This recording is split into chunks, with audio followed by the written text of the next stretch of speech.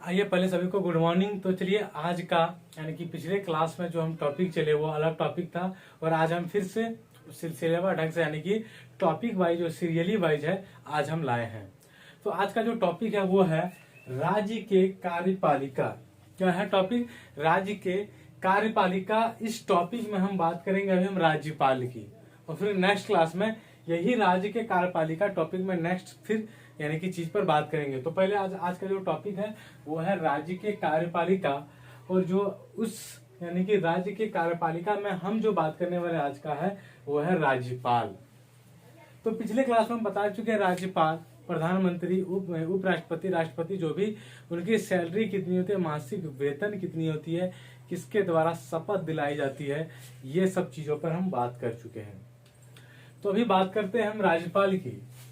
तो राज्यपाल में पहला पॉइंट कौन सा है? तो वह संविधान के भाग कौन सा? 6 पार्ट 6 में यानी कि संविधान के पार्ट 6 यानी कि भाग 6 में राज्य शासन के लिए प्रावधान किया गया है और वह यह प्रावधान जम्मू कश्मीर को छोड़कर सभी राज्यों के लिए लागू होता है।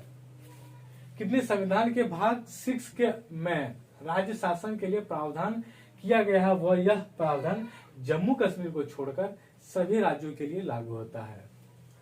राज्य में राज्यपाल की स्थिति जो होती है कार्यपालिका के प्रावधान की गई प्रधान की यानी कि होती है।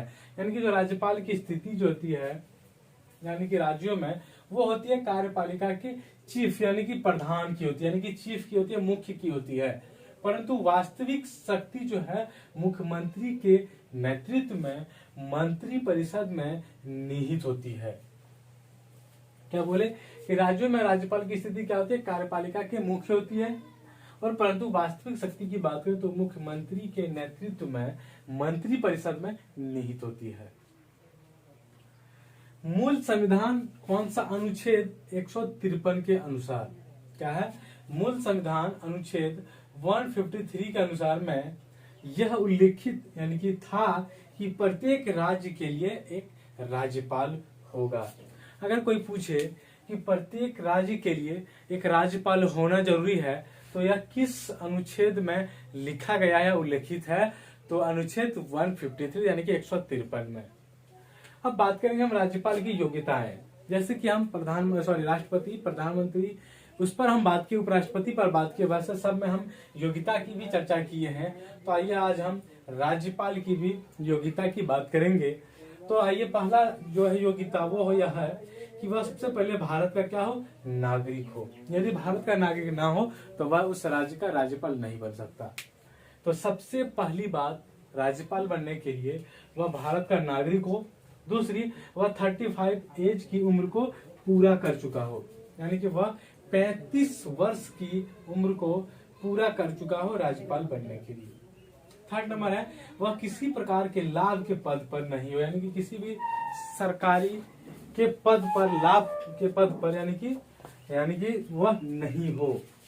चौथा नंबर पर राज्य विधानसभा का सदस्य चुने जाने योग्य हो और यानी कि ये 4 योग्यताएं हैं राज्यपाल बनने की। अब पॉइंट पर फिर से बात करते हैं। राज्यपाल की नियुक्ति जो है राष्ट्रपति द्वारा 5 वर्ष की अवधि के लिए किया जाता है। ध्यान दीजिएगा, राज्यपाल की नियुक्ति राष्ट्रपति द्वारा 5 वर्ष की अवधि के लिए की जाती है। तो अगर कोई पूछे कि राज्यपाल की जो कार्यकाल कितने साल का होता है तो राज्यपाल की जो होता है कार्यकाल वह 5 साल की होती है।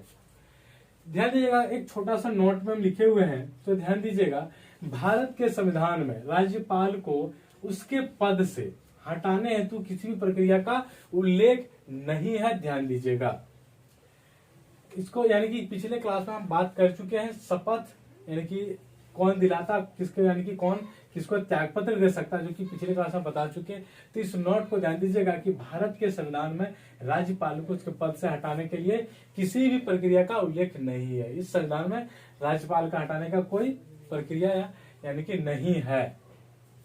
पिछले क्लास में बात कर चुके मासिक वेतन की, तो 3.5 लाख है राज्यपाल की मासिक वेतन। उसके बाद ये इंपॉर्टेंट पॉइंट, यदि 2 या 2 से अधिक राज्यों का एक ही राज्यपाल हो, यानी कि राज्यपाल होता है 2 या 2 से अधिक राज्यों का एक ही राज्यपाल होता है। तो ध्यान दीजिएगा, यदि 2 या 2 से अधिक राज्यों का एक ही राज्यपाल हो तब उसे दोनों राज्यपालों का वेतन उस अनुपात में दिया जाएगा जैसा कि राष्ट्रपति निर्धारित करे। राष्ट्रपति जैसा निर्धारित करेगा वैसा उनका सैलरी मिलेगा उन राज्यों का, यानी कि उन राज्यों का राज्यपालों का।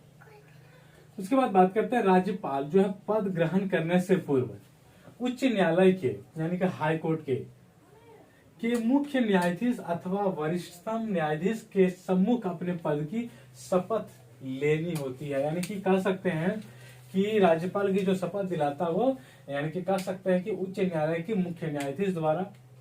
तो ध्यान दीजिएगा, राज्यपाल जो है पद ग्रहण करने से पूर्व उच्च न्यायालय के मुख्य न्यायाधीश अथवा वरिष्ठतम न्यायाधीश के सम्मुख अपने पद की शपथ लेनी होती है।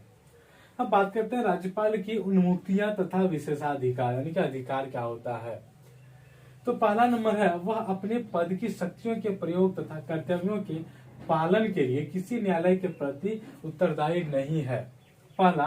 दूसरा, राज्यपाल की पदावधि, यानी कि राज्यपाल की जो पद उस पद में वह हो उस दौरान उसके विरुद्ध किसी भी न्यायालय में किसी प्रकार की आपराधिक कार्यवाही नहीं की, यानी कि प्रारंभ नहीं की जा सकती।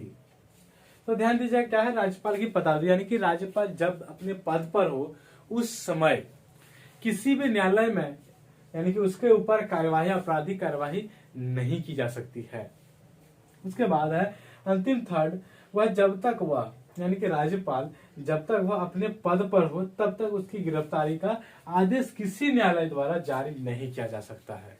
ध्यान दीजिए क्या बोले कि राज्यपाल जब तक अपने पद पर यानी कि हो पद धारण किए हो तब तक किसी न्यायालय द्वारा किसी कोर्ट द्वारा उसके विरुद्ध यानी कि गिरफ्तारी का यानी कि क्या कह सकते हैं आदेश नहीं दिया जा सकता है।